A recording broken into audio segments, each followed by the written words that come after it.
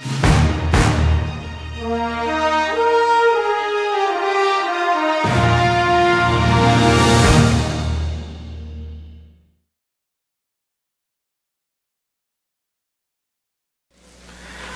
invito a abrir sus Biblias otra vez al libro de Apocalipsis. Apocalipsis significa revelación y desde sus comienzos dice que es la revelación de Jesucristo. Todo el libro, el tema central es la obra de Jesús en la salvación de la familia humana. En las 7 iglesias, en los 7 sellos, en las 7 trompetas, en los 3 mensajes angélicos, en todo lo que encontramos en ese libro, es una revelación maravillosa de Cristo Jesús. Vamos al capítulo 14 y vamos a comenzar a leer en el verso 14 también. Apocalipsis 14 dice lo siguiente: miré. Ustedes notaron esta mañana cuando estábamos leyendo de Apocalipsis 13 que el apóstol dijo vi, otra vez está mirando, otra vez ve. Vamos a ver qué ve. He aquí una nube blanca. Si anoche nos acompañó allá a la iglesia de Garland, usted sabe que la nube, ¿qué significa? Ángeles, ángeles. Apocalipsis 1:7, Mateo 24, verso 30 y 31. Mateo 25, verso 31. Todas esas referencias nos dicen de los ángeles, son nubes, comparadas con nubes. Ahora Jesús viene en una nube blanca y sobre la nube uno sentado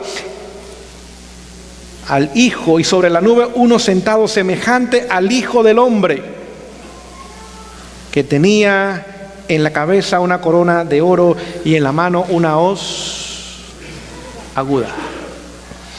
Ahora vemos que esta segunda vez, cuando regresa, viene con una corona porque es Rey de Reyes y Señores, Señores. Es soberano. Pero también viene como un campesino. ¿Y cómo sabemos que viene como un campesino? ¿Qué tiene en su mano? Una hoz. ¿Y cómo está la hoz? Está afilada. Hoy día no se usa la hoz.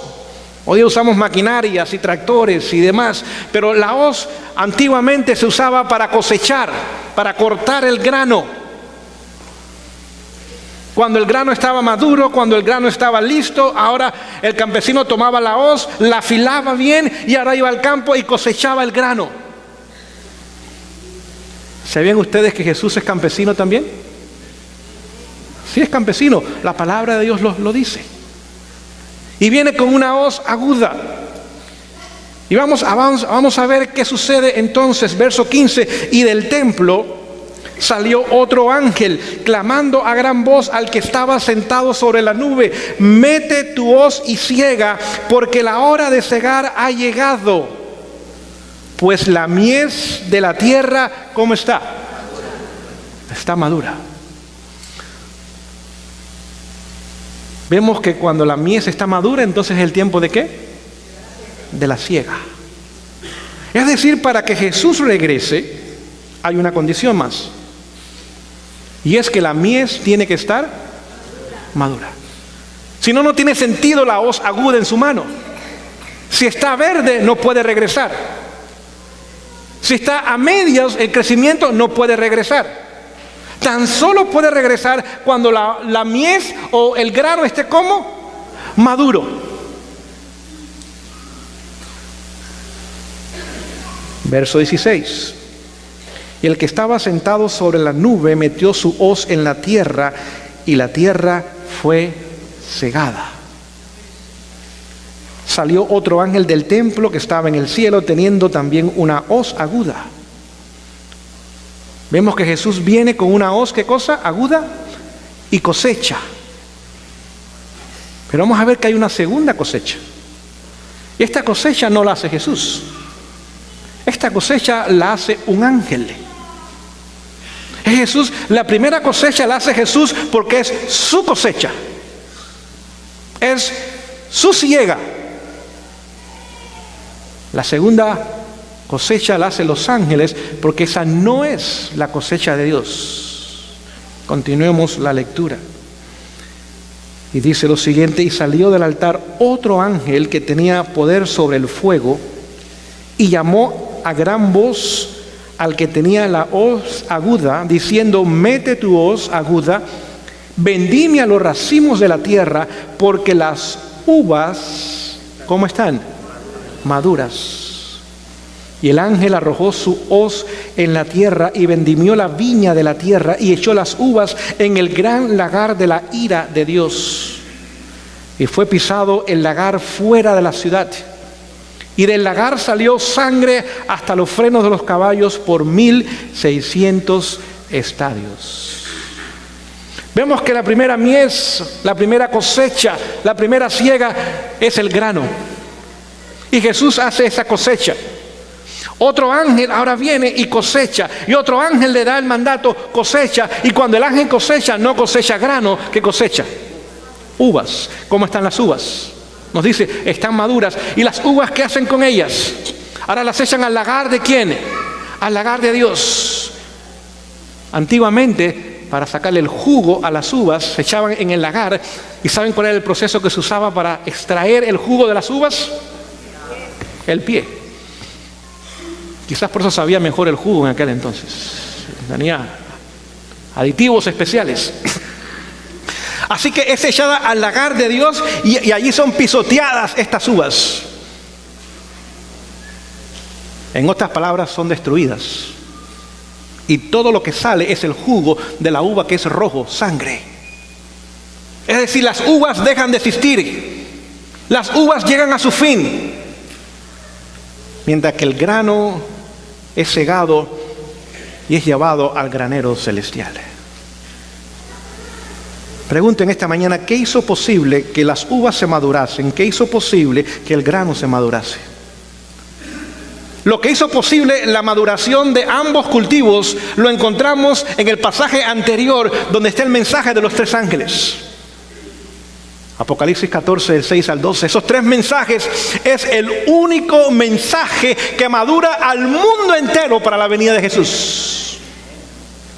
Es el único mensaje que madurará a toda persona para la segunda venida de Jesús. Algunos seremos granos, otros serán uvas. No ha habido mensaje más poderoso que alguna vez se haya dado al ser humano. El mensaje de los tres ángeles, este mensaje que va a toda nación, tribu, lengua y pueblo, ha de preparar a todo ser humano desde el año 1844 hasta el cierre de la gracia. Preparará a cada ser humano que haya vivido, que esté vivo y que viva, o para ser grano en el granero de Dios, o para ser uva en el lagar de Dios. Poderoso ese mensaje.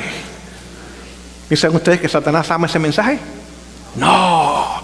Porque sabe que ese mensaje prepara a un pueblo para encontrarse con su Dios, pero también ese mensaje prepara a un pueblo que va a ser destruido. Él sabe que ese mensaje hace que el granero se llene en los cielos, pero el lagar también tristemente se llene. Él sabe que ese mensaje prepara al mundo entero para la venida de Jesús. Tan solo hay un pueblo que conoce ese mensaje.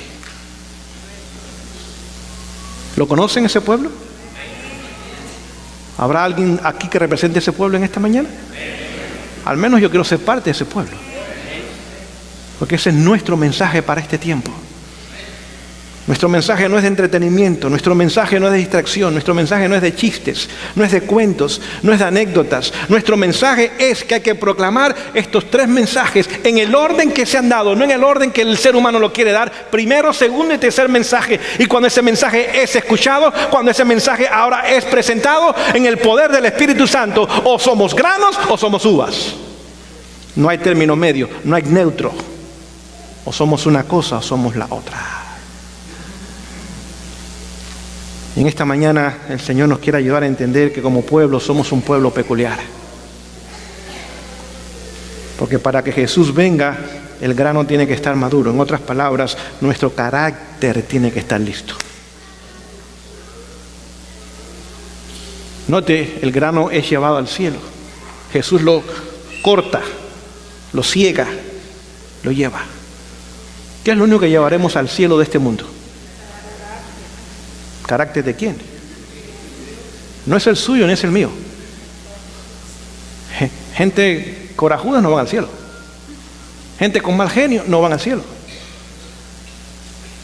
Gente impacientes, iracundas, peleoneras, gente que le gustan crear dificultades, no van al cielo.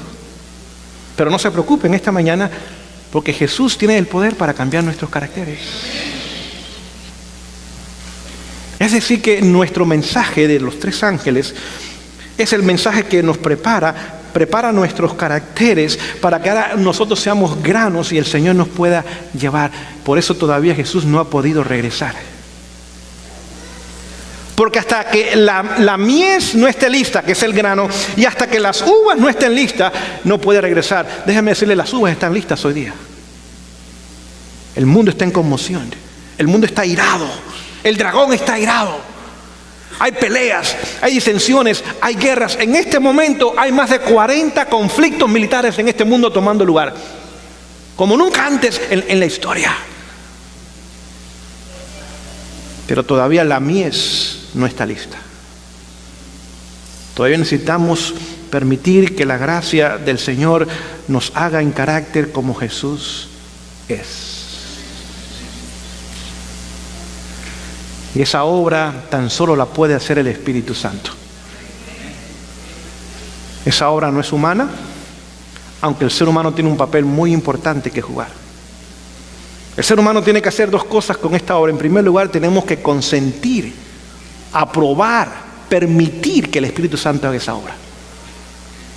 En segundo lugar, tenemos que colaborar o cooperar con la obra del Espíritu. El mensaje que hoy día se presenta de una gracia barata jamás nos va a llevar a hacer mies, nos va a hacer uvas. Ese mensaje prepara cizaña, no prepara trigo. No sé si me explico en esta mañana. El mensaje donde no tengo que hacer nada, nada más aceptar y creer, jamás nos hará mies. Ese mensaje nos podrá adormir.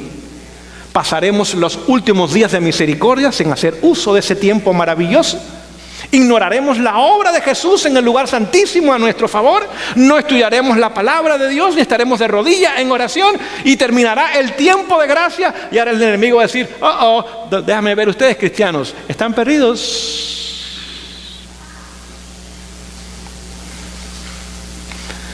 La última prueba para nosotros será la ley dominical.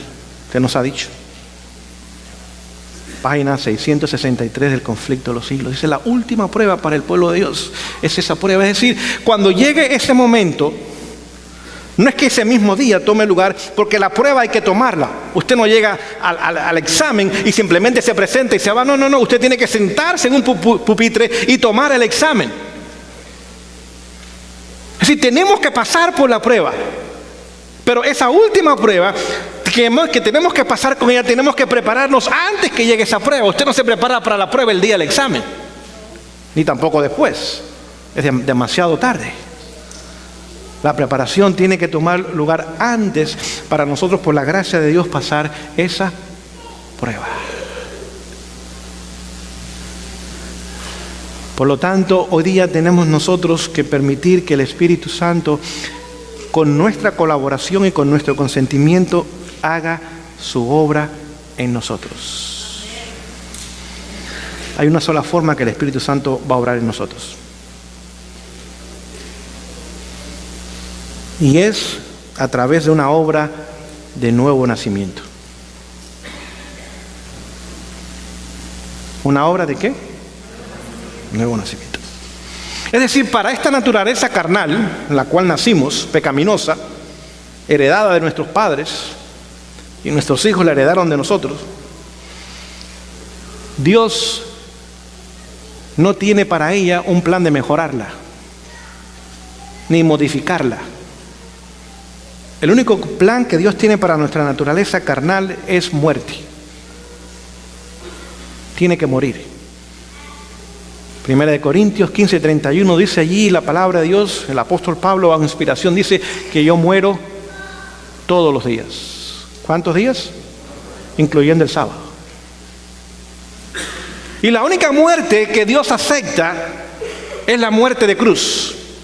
Gálatas 2:20, con Cristo estoy juntamente crucificado y no vivo ya yo, mas vive Cristo Jesús en mí, y lo que ahora vivo en Él, lo vivo a través del Hijo de Dios, quien me amó y se entregó a sí mismo por mí.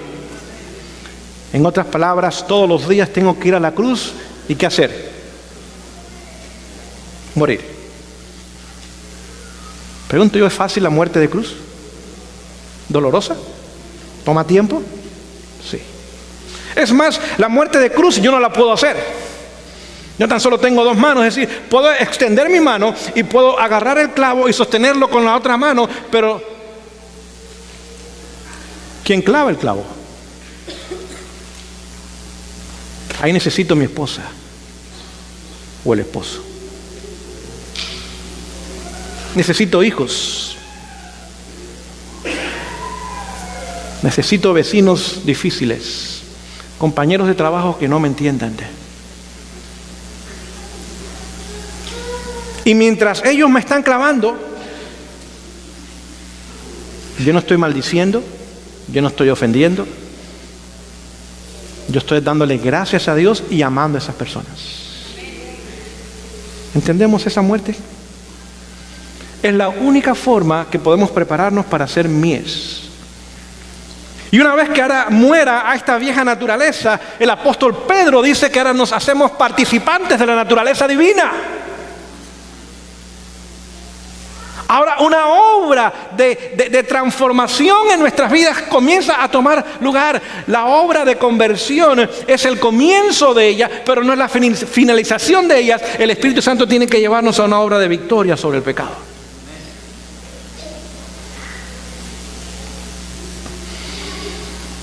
Es decir, cada día yo muero.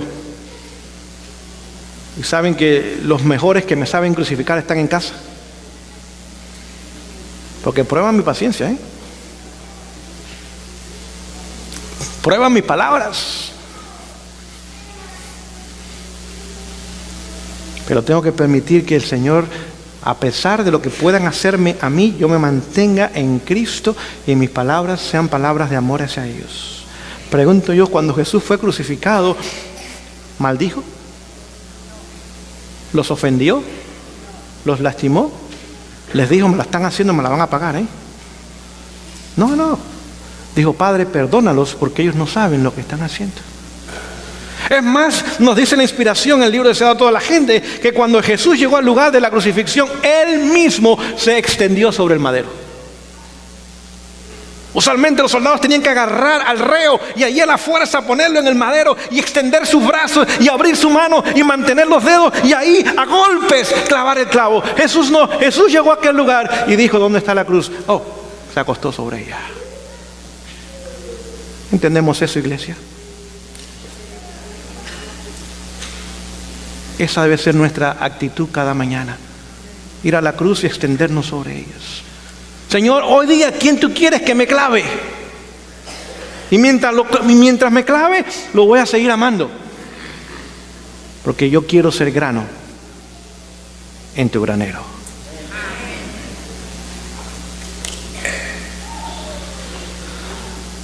Cuando venga Cristo no habrá cambio de carácter.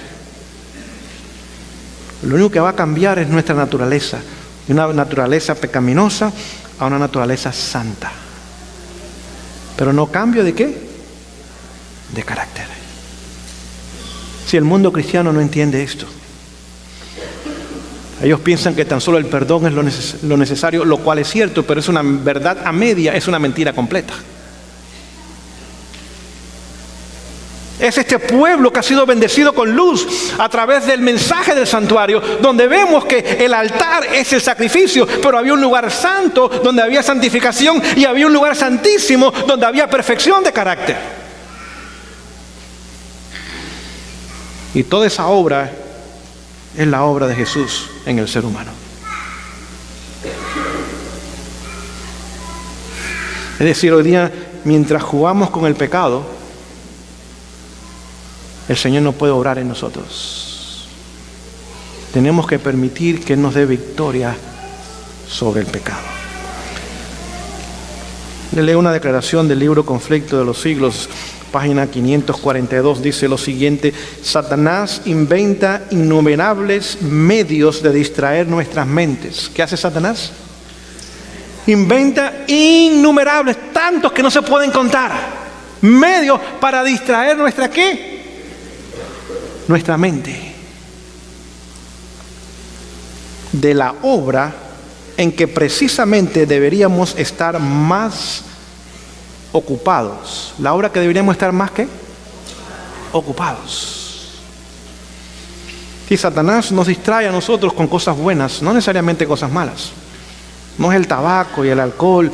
No. Él nos distrae con trabajo, con compromisos, con reuniones, con lugares para ir, con cosas para hacer, con un part-time, aparte del trabajo que ya tenemos, para que ahora nosotros no estemos ocupados precisamente en la obra que deberíamos estar más ocupados. ¿Y cuál es esa obra? Dice el archiseductor. Esa palabra archi significa el supremo, el máximo engañador, seductor. Aborrece las grandes verdades que hacen resaltar la importancia de un sacrificio expiatorio de la cruz de Cristo, pero ahí no termina, y de un mediador todopoderoso. Es decir, que no contemplemos a Jesús en la cruz, pero no lo contemplemos como nuestro sumo sacerdote y mediador allá en el santuario celestial. En la cruz, ¿qué encuentra el pecador? Perdón. ¿Y qué más? Es libre de la condena. Es libre de la condena. En el momento que aceptamos a Jesús, la condena de muerte eterna es quitada de nosotros. ¿Sí o no? Gloria a Dios por eso. Pero vemos que, aunque el pecado es perdonado, aunque la condena es quitada, todavía hay una obra que hacer en nosotros, ¿sí o no? Sí. Ahora vamos a nuestro poderoso o todopoderoso mediador. Y allí ahora nos da victoria sobre el pecado. Es decir, por ejemplo, al que roba no tan solo perdona su pecado de robar, sino que le da victoria sobre el robo para que sea un hombre honesto. Eso es salvación. Eso es plan de salvación. Porque al cielo no podemos ir robando. Tenemos que obtener la victoria sobre el robo, ¿dónde? Aquí. Al hombre de pensamientos impuros le da el perdón sobre los pensamientos impuros, pero ahora le da la victoria sobre esos pensamientos impuros, que en vez de estar metido en una computadora, en pornografía, que en vez de estar mirando mujeres semidesnudas por ahí, ahora ese hombre mire para arriba, diga: no, Señor, esta mente tiene que ser pura, por tu gracia hazme una mente pura, hazme un hombre puro, porque tan solo los de puro corazón verán a Dios. Eso no va a pasar el día que Jesús regrese, eso tiene que pasar hoy día, mientras todavía estamos bajo el poder de la gracia salvadora y restauradora de Cristo Jesús. El día de su venida Jesús no va a sacar una varita mágica y nos va a tocar en la cabeza, ¡bum!, y vamos a ser santos ese día. No, esa obra hoy día tenemos por fe que ir ahí al lugar santísimo y ahí obtener la victoria en Cristo Jesús. Satanás sabe que su éxito estriba en distraer las mentes de Jesús y de su obra. Es decir, que si nos distrae su sacrificio en la cruz y de su obra intercesora, tiene éxito con nosotros. En esta mañana el Señor nos quiere ayudar para que nosotros, por su gracia, podamos obtener victoria sobre el pecado en nuestras vidas, sobre nuestros defectos de carácter. Algunos son heredados de nuestros padres, otros son cultivados por nosotros mismos. Es decir, la justicia de Jesús, la justicia que es primero imputada o es acreditada o es dada, esa justicia dice que es nuestro título para el cielo. Nos da el pasaporte y está firmado con la visa y adentro hay un boleto pagado. Pero pregunto yo, porque usted tenga un pasaporte visado y usted tenga el boleto pagado, ¿usted ya está en su destino? No, tiene que montarse un avión. Pero la justicia impartida de Cristo es nuestra idoneidad para el cielo. Es decir, nos prepara para morar en la presencia de un Dios santo, donde amemos la justicia y la santidad y aborrezcamos el pecado aún en sus apariencias. Profeta Nahum, capítulo 1, verso 9, dice que la rebelión no se va a levantar una segunda vez. Es decir, Dios no va a lidiar más con el problema del pecado en la eternidad. Una sola vez hubo rebelión y una sola vez el universo quedará curado del pecado para siempre. Es decir, que para salvarnos, Él tiene que estar seguros de que no vamos a convertirnos en rebeldes más en la eternidad.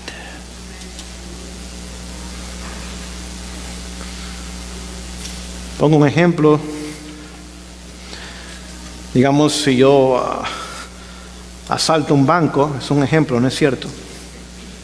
Y quizás no es el mejor ejemplo, pero que viene a la mente en este momento, y me robo $1.000.000 ahí en el banco y me lo llevo para la casa. Una semana más tarde, ay, me siento tan mal, ese dinero eran los ahorros de las personas jubiladas y los depósitos que habían hecho otras personas, me siento mal, y voy al banco una semana más tarde y digo, mire, por favor, necesito ver el gerente del banco. Dice, mire, está en la oficina, pase a verlo. Y paso allá y le digo, necesito hablar con usted, ¿puedo cerrar la puerta? Sí, cierre la puerta. Le digo, mire, tengo una confesión que hacerle.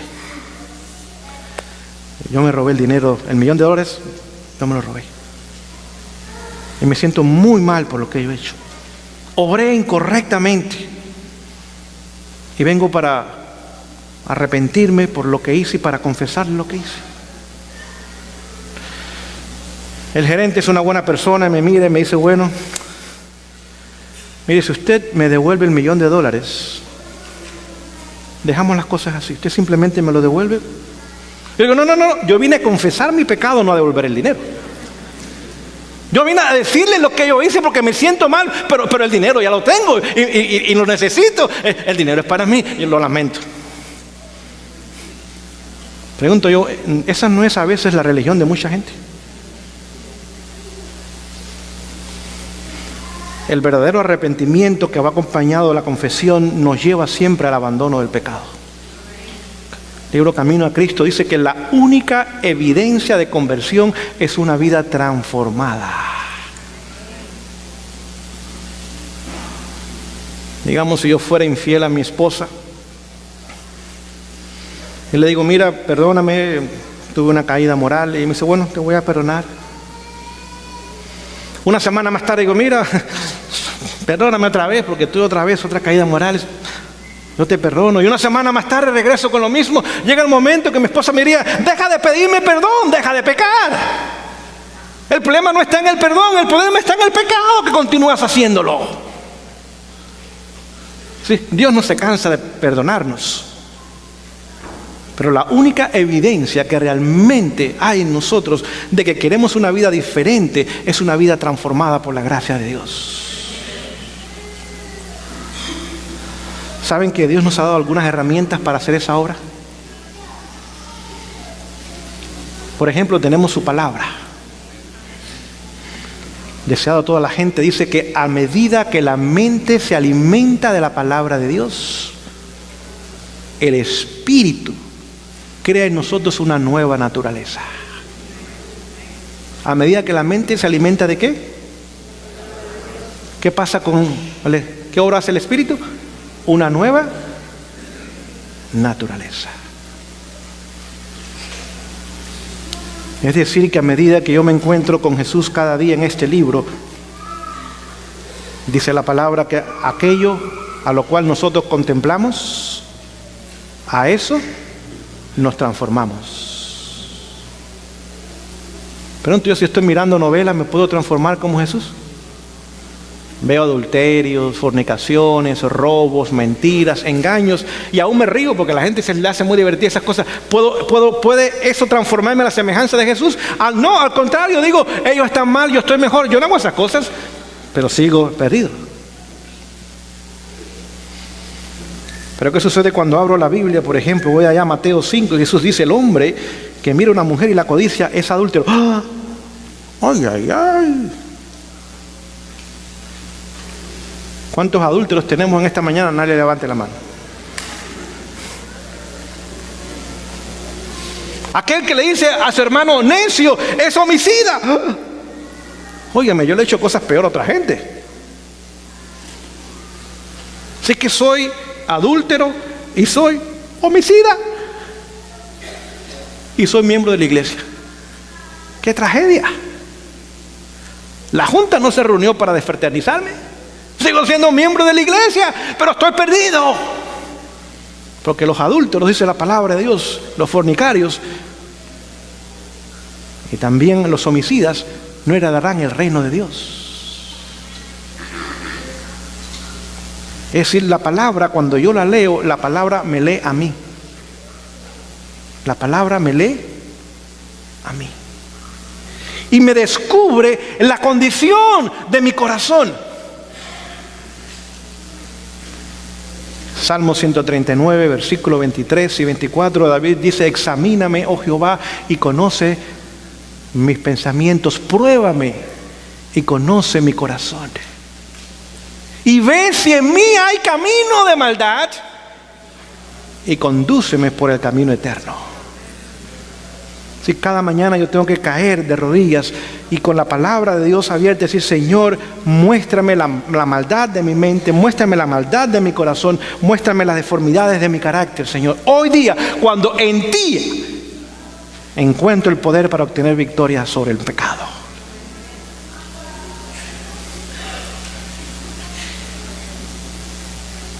¿Recuerdan ustedes el rey David? Cometió un homicidio y cometió adulterio. ¿Recuerdan ustedes esa historia? Pero fue un crimen perfecto. Nadie lo supo. Nada más su primo Joab, y era un hombre perverso, dijo: crimen perfecto. Es más, la señora quedó embarazada y él la toma como esposa y la gente habrá dicho: óigame, qué buen rey tenemos. Esta pobre viuda, ahora sin esposo y embarazada, mira cómo el rey la está tomando. ¿Qué hombre más bueno tenemos? Gracias a Dios por el rey David. Pero pregunto yo, ¿Dios conocía todo lo que había pasado? Sí. ¿Estaba perdido David? Sí. ¿Necesitaba a Jesús para salvarse? Claro que sí. Y ahora Dios le envía un profeta. Pregunto yo, ¿los profetas no fueron los que escribieron la palabra? Sí, a través de un profeta Dios se comunica con David, le da su palabra. ¿Y qué hace la palabra? La palabra lo deja desnudo públicamente. Todo lo que tuvo que hacer Natán fue apuntarlo con su dedo y decirle: tú eres ese hombre. Y el pecado que se había hecho en oculto ahora fue de conocimiento público. Pero inmediatamente, ¿qué hizo David? Dijo: yo he pecado. No hubo excusas. No dijo: no, Señor, esa mujer estaba desnuda allí. Claro que sí, pues cualquier hombre la ve. No. Ella no tiene culpa. Fue mi decisión. Fue mi decisión. En esta mañana no le echemos culpa a nuestros abuelitos ni a nuestros padres. No le echemos culpa al esposo o a la esposa o a los hijos, porque son excusas. En esta mañana y mañana en la mañana y el lunes en la mañana y el miércoles en la mañana, vayamos a Jesús y digamos: Señor, arregla mi vida. Este carácter imposible que a veces ni yo mismo me aguanto, Señor, cámbiame. Permíteme contemplarte, permíteme estar en tu palabra, permíteme en oración encontrarme contigo, Señor, hasta que yo pueda contemplarte y sea transformado a tu semejanza. Porque yo quiero ser mies. Yo quiero que la hoz divina un día me coseche y me lleve a su presencia. ¿Qué otra herramienta nos ha dado el Señor para hacer esa obra de victoria sobre el pecado? Nos ha dado, por ejemplo, el mensaje de salud. ¿El mensaje de qué? De salud. ¿Saben ustedes que el apetito de todos los deseos es el más fuerte? Es el apetito. No lo digo yo, lo dice la inspiración. Dice: no, quizás el sexo es el más fuerte. No, es el apetito. Digamos, si usted pone a un hombre en una isla por 40 días sin comida y pasa un barco y le dice: ¿qué quieres? ¿Una mujer o comida? ¿Qué usted piensa que va a pedir el hombre? Comida. Si le da a la mujer, ni podía hacer nada con la mujer después de 40 días sin comer. ¿Cuál de los dos es más fuerte entonces? Es el apetito. ¿Dónde cayó Adán y Eva? Dice que Adán y Eva no tenían hambre. No era hambre, había suficiente comida. Apetito. ¿Cuál fue la primera tentación de Jesús? ¿Dónde comenzó Jesús a hacer su obra de restauración a favor de la familia humana? En el apetito. Es decir, que en esta mañana tenemos que pedirle al Señor que nos dé victoria sobre el apetito. Decir, Señor, ¿cuál es el plan de Dios para la salud? Yo lo quiero conocer, está aquí, no está fuera de aquí, está aquí. Y poner mi vida en armonía con este libro. La victoria sobre el apetito. ¿Recuerdan ustedes del famoso general griego Alejandro el Grande? Conquistó el mundo en 8 años. Su padre muere cuando él tenía 20 años, jovencito. Su padre era Felipe el II, lo mataron, porque estaba con la mujer de un hombre que no era su esposa, y ese hombre en venganza lo mata. Y ahora Alejandro, el jovencito, es puesto en el trono de Macedonia. Pronto, en 4 años, unificó todo el imperio. No tan solo era Macedonia, era Grecia. 2 años más tarde es coronado faraón en Egipto. Ahora conquistó el Medio Oriente y conquistó el norte de Europa. 2 años más tarde llega hasta la frontera de China. Conquistó todo lo que podía conquistar y ahora regresaba a Grecia. Y allí en la antigua capital de Babilonia, uno de sus amigos cumplía años y, como es la costumbre, en las fiestas donde no hay Jesús, comenzaron a tomar, y se tomó la copa de Hércules, 5 litros de bebida. Estuvo tomando todo el día. Al día siguiente se acuesta, se levanta otra vez en la tarde, regresa a tomar para celebrar la fiesta del cumpleaños de su amigo. Tenía 32 años y 8 meses y ahora toma otra vez toda esa noche. Al día siguiente se va a acostar, pero tiene fiebre. 3 días más tarde queda inconsciente. 7 días más tarde, el general que en 8 años conquistó el mundo entero, pero no conquistó su apetito, muere. Será importante el apetito. Pudo derrotar medos y persas, egipcios, pudo derrotar indios y chinos, pero no pudo conquistar su propio apetito, y a los 32 años muere.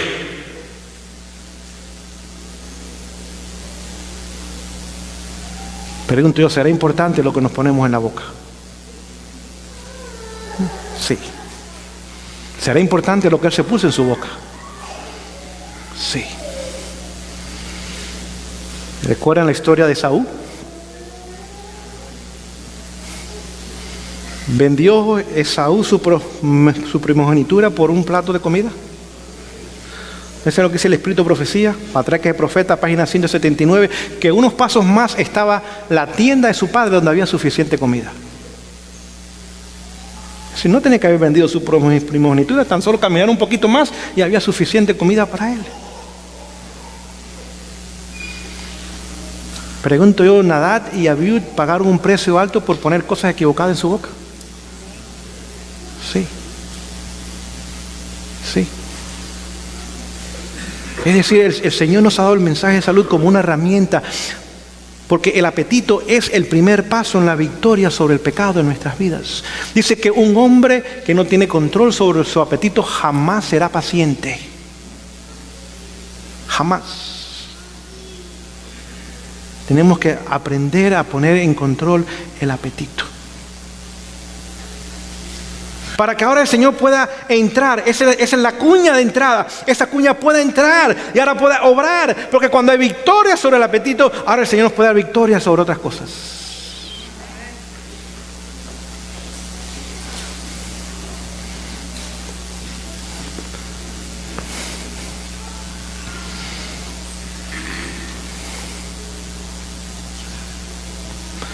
Permítame leerles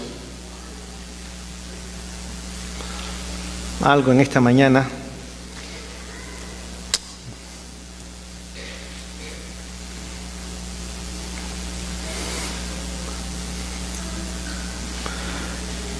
El tomo de Testimonios, volumen 7, página 132, dice lo siguiente: sea progresiva la reforma alimentaria. Sea progresiva. Quizás alguien esta mañana nos visita, o quizás hay miembro de iglesia pero no ha comenzado a entender el plan de salud. El Señor es misericordioso. Dice, bueno, comience a dar pasos. Es progresiva, no de hoy para mañana todo, pero comencemos. Enséñese a la gente a preparar alimentos sin mucho uso de leche o mantequilla. Expliquémosle que llegará pronto el tiempo en que será peligroso usar huevos, leche, crema o mantequilla, porque las enfermedades aumentan proporcionalmente a la maldad que reina entre los hombres. Esto fue escrito en el año 1902. Dice que pronto llegará el tiempo cuando será peligroso consumir estas cosas. Han pasado 113 años. ¿Piensan ustedes que es tiempo ya? Cuando dijo que pronto, en el año 1902, sería tiempo de descartar estas cosas.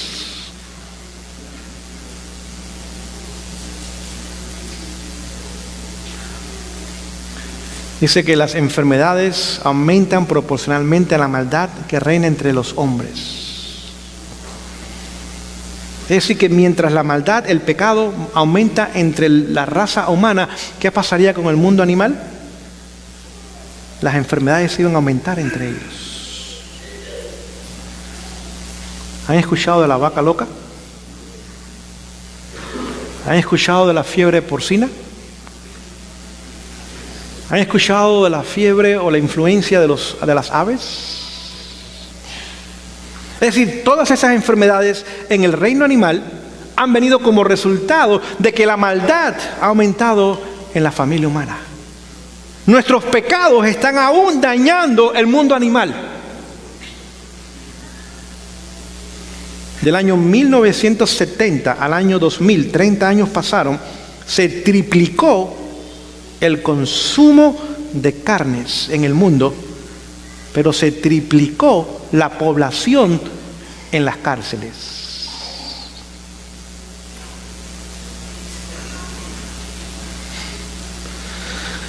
Y ahora viene la parte más importante de la cita. Dice, se acerca el tiempo en que debido a la iniquidad de la especie caída, toda la creación animal gemirá bajo las enfermedades que azotan nuestro planeta. Todo va a estar dañado y enfermo. Y dice lo siguiente: por precepto y ejemplo, demuestre claramente que el alimento que Dios dio a Adán en su estado sin pecado, Génesis 1:29. Escuche esto: es el mejor para el consumo del hombre que procura recuperar ese estado sin pecado. Es decir, ahí tenemos un eslabón que muchas veces está perdido y no lo tenemos. El alimento que Dios le dio al hombre en su estado sin pecado, dice que es el mejor alimento para que el hombre caído hoy día, por la gracia de Dios, pueda regresar a esa condición otra vez. Saben que el Señor le mostró a la profetisa la primera comida en el cielo. Habían higos, dátiles, granadas, almendras. No había McDonald's, ni Taco Bell, ni Burger King, ni Pizza Hut. Porque el Señor nos va a llevar de regreso otra vez a la dieta original. ¿Saben por qué hoy día hay tantos problemas de inmoralidad? Una de las razones principales es la dieta. Comiendo todas esas hormonas que se le dan a los animales, y después nos comemos sus carnes y sus leches y sus huevos y sus quesos y todas esas cosas, y esas hormonas de crecimiento, hormonas de fertilidad y hormonas de reproducción continuamente reciben los animales para que crezcan, para que produzcan, para que den más, para que tengan más cría. Después las consumimos nosotros y nos está afectando. Y llega el momento que esas hormonas nos ponen activos, sobre todo a los jóvenes, antes de tiempo. Y quieren actividad. Esas hormonas están revueltas en el cuerpo. Y dicen, bueno, este hijo salió como el papá. No es problema hereditario, es la mesa.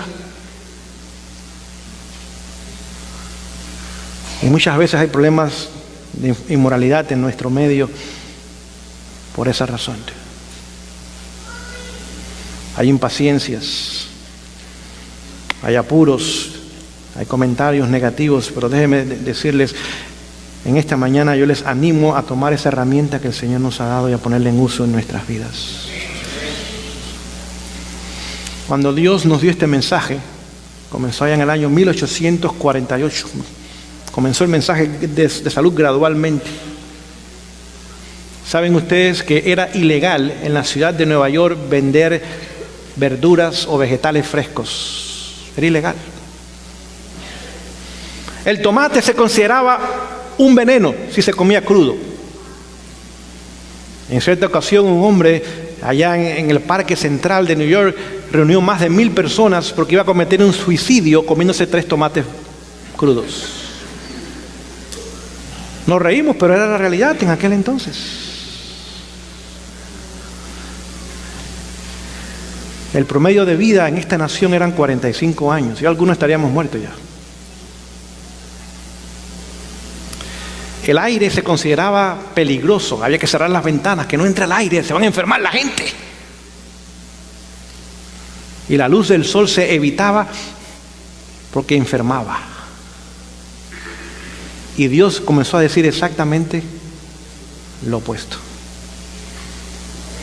Todavía hay gente que piensa en estas cosas. Cuando alguien se enferma, lo meten en un cuarto allá, le cierran la puerta, las ventanas, no los bañan y le dan caldo de animales muertos. Pregunto yo, cuando un perro está enfermo, ¿qué hace? Come zacate, se echa al sol, ¿verdad? Y toma agua. ¿Quién será más inteligente, el perro o nosotros? No contestemos.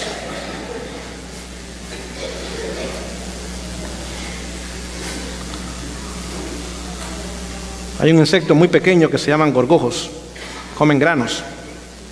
El gorgojo jamás comería harina blanca, ni arroz blanco. ¿Quién será más inteligente, el gorgojo o nosotros?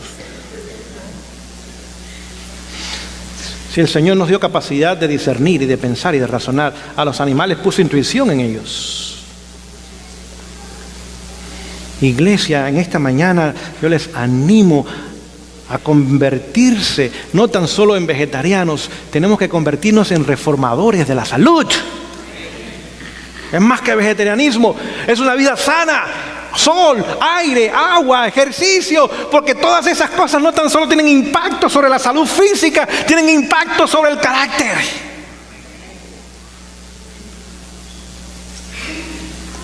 Un impacto profundo tienen sobre el carácter.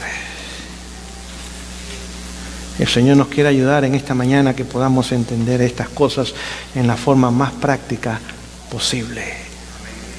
Leo tomos Testimonio 6, volumen para la iglesia. Noten, es testimonios para la iglesia, no es en contra de la iglesia, a favor de la iglesia. Dice lo siguiente: el Señor no actúa hoy para traer mucha gente a la verdad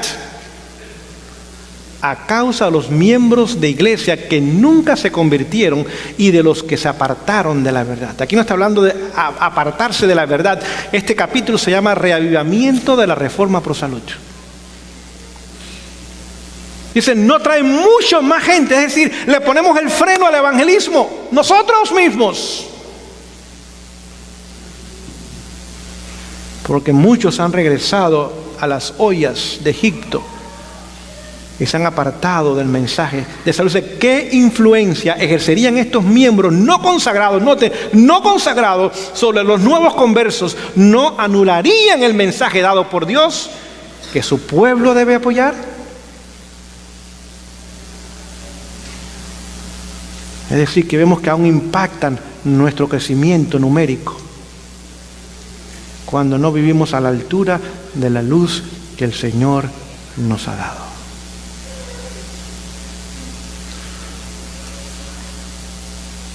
Vamos a terminar en esta mañana. Hoy es tarde.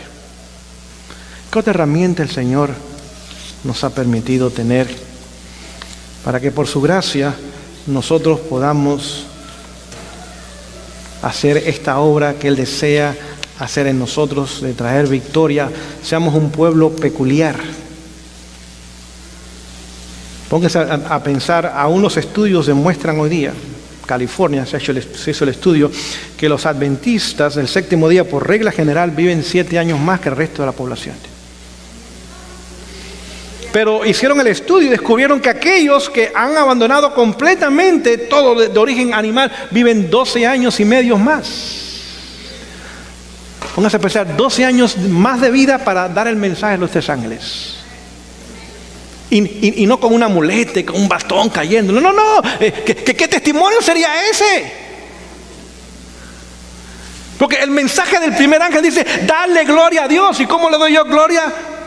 La palabra de Dios dice que si coméis o bebéis, hacerlo todo para gloria ¿de quién? De Dios. ¿Podré yo dar este mensaje si parezco un general con el pelotón delante? No, es imposible. Posible. Es decir, que aún nuestra apariencia el Señor la usa para traer otros al conocimiento de la salvación en Cristo Jesús.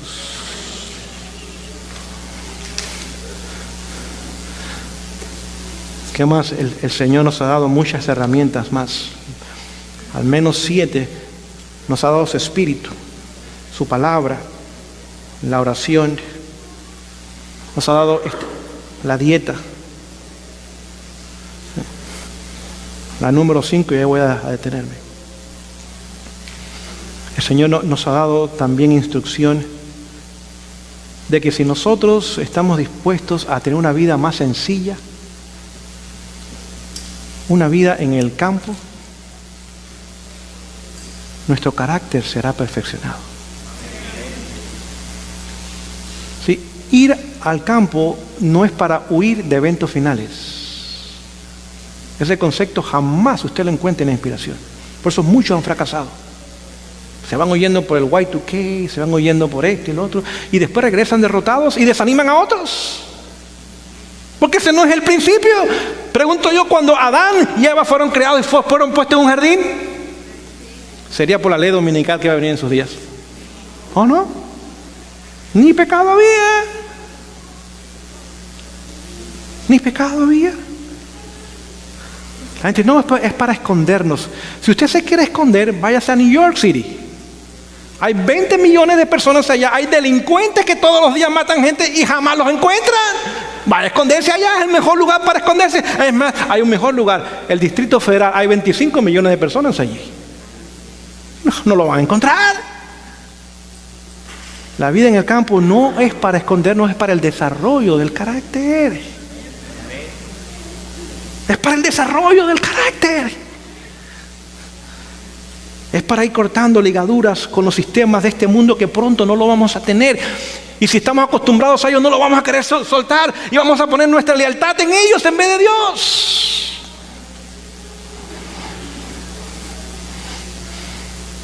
Hay trabajo. Y trabajo pesado. Hay muy poco dinero en el campo. No se vaya con deudas. No la va a hacer. No la va a hacer. Se lo digo con toda confianza y con mucho amor. Pague las deudas, entonces váyase. Hay poco trabajo y no es bien pagado en el campo. Porque es para el desarrollo del carácter.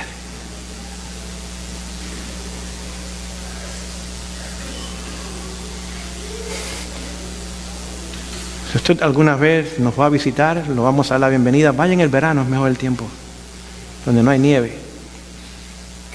Y allí tengo 3 juguetes que le puedo dar: un pico, una pala y un asadón. Usted escoja cuál usted quiere jugar con ellos. Se lo damos todo el día. Hay una motosierra también, si quiere usarla también. No es fácil.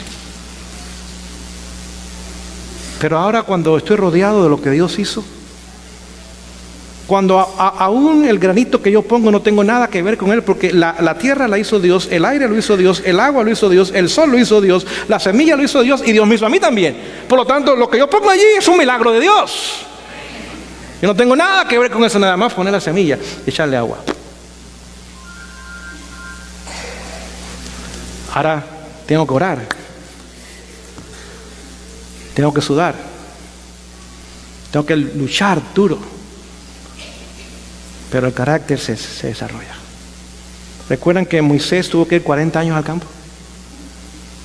Cuando él pensaba que estaba listo para liberar al pueblo porque mató al egipcio, Dios dice, no, tú no estás listo.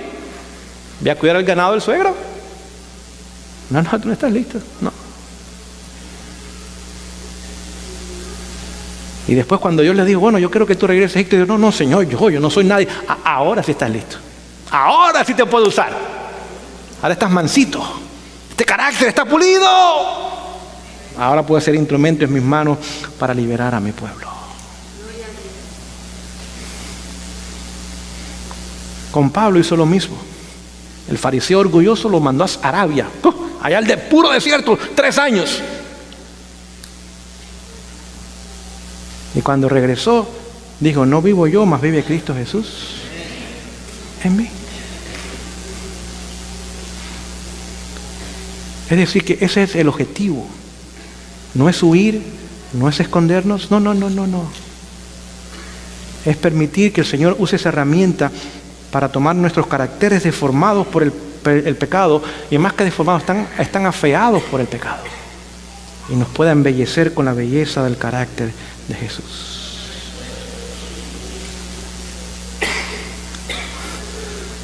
La sexta herramienta, dije que no la iba a mencionar, pero se la voy a mencionar al menos, es la obra misionera. Cuando uno trabaja a favor de otras personas, es porque uno ama a otras personas. Y tan solo yo amo a alguien porque primero amo a Dios. Cuando amo a Dios con todo mi corazón, con toda mi mente, con toda mi fuerza y con toda mi alma, entonces amo a mi prójimo como a mí mismo y estoy dispuesto a compartir con él el plan de salvación. No es fácil trabajar con la gente. Cada mentalidad es diferente, cada corazón es diferente, cada condición de la persona es diferente. Pero ahora, cuando en amor yo voy allí a trabajar con esa persona y quizás me cierre la puerta, quizás me maltrate, quizás me ignore, quizás me contradiga, quizás no me crea, pero yo puedo mantenerme en Cristo calmado y tranquilo. El Señor está obrando en mí, para hacer esa obra. Está obrando en mí para hacer esa obra. Y lo séptimo que el Señor también desea usar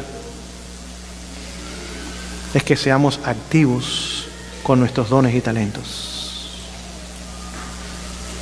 Es decir, cuando ahora mi talento que el Señor me ha dado lo pongo en uso en la causa de Dios, sea cual sea, necesito ser humilde. No puedo pasar aquí al frente y decir, bueno, yo soy tan importante. No. ¿Quién soy yo? ¿Quién soy yo? Ya sea para una oración, para un himno, para un tema, para un especial. ¿Quién? Completa humildad, Señor. Y mientras esos talentos son puestos en la obra del Señor, en el espíritu correcto, el Señor añadirá nuevos talentos. Si no son puestos en la obra del Señor y somos orgullosos, el Señor va a remover los talentos. Es decir, que el Señor quiere usar todas esas herramientas para preparar nuestros caracteres y hacernos granos para su granero. Cuando lleguemos al cielo, nadie estará buscando el primer lugar, porque tan solo eso le pertenece a Cristo Jesús. Aún nuestras coronas las vamos a poner a sus pies. Yo no las merezco, Señor. Aún vamos a caer de rodillas delante de Él y vamos a besar esos pies maravillosos. Ese Señor, yo ni merezco estar en este lugar, mucho menos tener esta corona.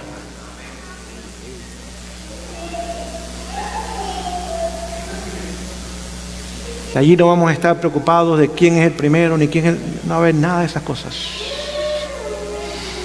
Allí todos seremos pecadores redimidos por la gracia de Cristo. Y cada sábado nos reuniremos para alabar a Jesús por las grandes maravillas que hizo a nuestro favor. Que en esta mañana o en esta tarde, querida iglesia,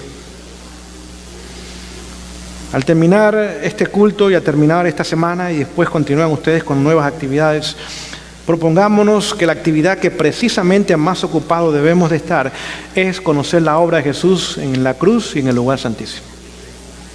Y permitir que esa obra impacte nuestras vidas para salvación. ¿Saben por qué hay tantos problemas en casa? Nuestros caracteres deformados. El esposo dice, yo mando, la esposa dice, yo también. Ahí viene el problema. ¡Pum! Los padres dicen, nosotros mandamos, y los hijos ¿qué dicen? Nosotros también. Jesús dice, yo he venido para servir, no para ser servido. ¿Usted quiere ser bien aceptado en todo lugar? Sirva. Sirva. Vaya a la iglesia y pregunte, ¿quién limpia los baños? Si nadie los limpia, yo los quiero limpiar.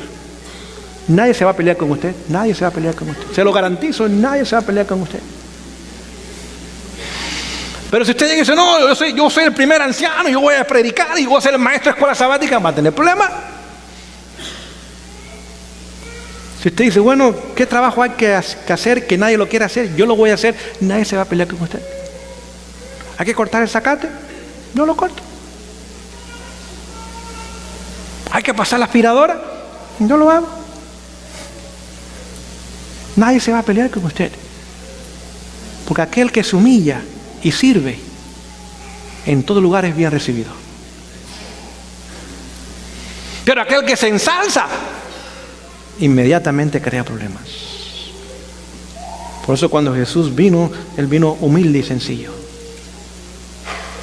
Vino para dar, no para recibir.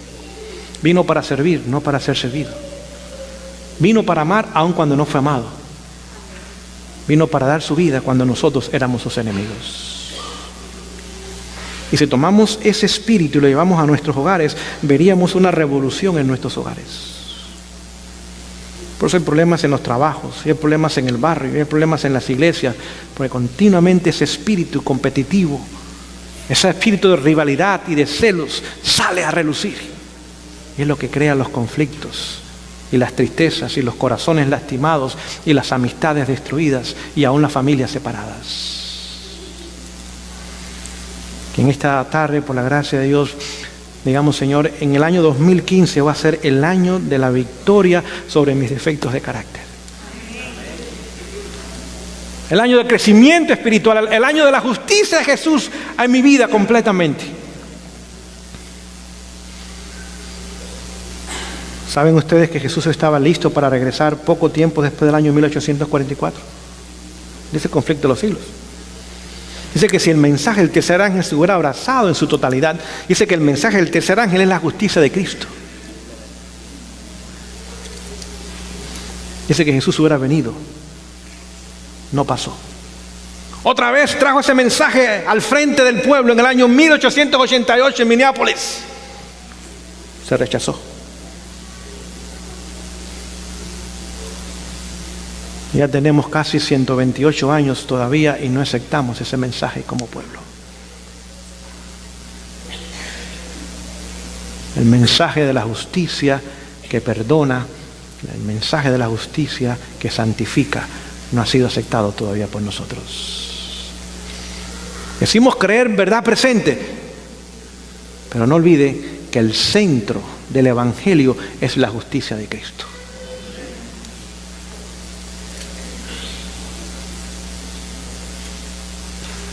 En esta tarde el Señor pueda permitirnos que podamos conocer el centro del Evangelio. Podamos identificarnos con Él y con su justicia, para que no estemos más tiempo en este mundo. Pronto el grano esté maduro, Él pueda recogerlo en su granero y llevarnos al cielo. Usualmente decimos, bueno, cuando venga la lluvia tardía se va a madurar el grano. Momentos, eso no es cierto. La lluvia tardía no es para madurar grano. La lluvia tardía es para darnos el poder para terminar la obra. Es para darnos el poder para pasar el tiempo de angustia sin un mediador. Y es el poder para la traslación a aquellos que estén vivos. Es la lluvia temprana, la que germina la semilla, la que hace crecer la planta y la que pone fruto sobre la planta. Hoy es el tiempo de la lluvia temprana. Y cada día debemos recibir más y más de Él en nuestras vidas. Que nos empape. Que el aceite divino desde la cabeza hasta los pies nos moje. Para que entonces recibamos la lluvia tardía. Hoy día se habla mucho de lluvia tardía, pero ¿qué de la lluvia temprana? Es más, si no recibimos la lluvia tardía, cuando llegue la lluvia temprana nos levantaremos en oposición a la obra de la lluvia tardía. Pensando que es fanatismo cuando es la obra de Dios para terminar la obra. Hoy día, en la comunión con el Señor, el Espíritu Santo pueda descender sobre nosotros y hacer su obra en nosotros. Pregunto yo, ¿la hizo sobre los apóstoles en el aposento alto? ¿Sobre 120 personas? Sí. ¿Qué pasó con Pedro, el impulsivo? ¿Qué pasó con Tomás, el que dudaba? ¿Qué pasaron con los demás? Estaba Simón el celote, que era un guerrillero, era un sicario. Tomás, que no creía. Mateo, el cobrador de impuestos, un ladrón. ¿Hubo victoria en ellos? Durante 10 días dice que pusieron a un lado todas sus diferencias. Se humillaron delante de Dios, estudiaron la palabra de Dios, sobre todo las profecías relacionadas con el Mesías, y descubrieron, más allá de cualquier duda, de que Jesús era el Mesías. Tenemos que estudiar las profecías otra vez y descubrir el tiempo en que estamos, y que Jesús no tan solo es el Mesías, sino es el sumo sacerdote. Dice que lamentaron el tiempo perdido, 3 años y medio con Jesús, tiempo perdido. Lo que le dieron problemas y luchas a pobre Jesús. Dice, con espíritu de humildad y de sencillez quebrantó sus corazones. Y su única plegaria era: Señor, pon amor en nuestros corazones a favor de los perdidos. Y el Espíritu Santo ahora descendió sobre ellos. Y en un día 3,000 se convirtieron, en otra ocasión 5,000 se convirtieron. Es más, vimos que aún muertos levantaron. Vimos que aún la sombra de Pedro sanaba. Que aún le daban ropas a Pablo para que las tocara y era puesta sobre los enfermos y la enfermedad desaparecía. Ese poder no es humano, ese poder es divino. Pero no era Saulo, era Pablo ahora. No era el Pedro antes del Pentecostés, era el Pedro después del Pentecostés. Dice que la obra no terminará con mayor manifestación del poder divino y mayores obras que aún las que hizo Jesús haremos nosotros. Y usualmente queremos nosotros el fruto del Espíritu, lo cual necesitamos tener, porque si no tenemos el fruto, el Señor no nos dará los dones del Espíritu. Póngase a pensar, si yo soy orgulloso y me da el don de sanidad, digo, a ti te salvo y a ti no.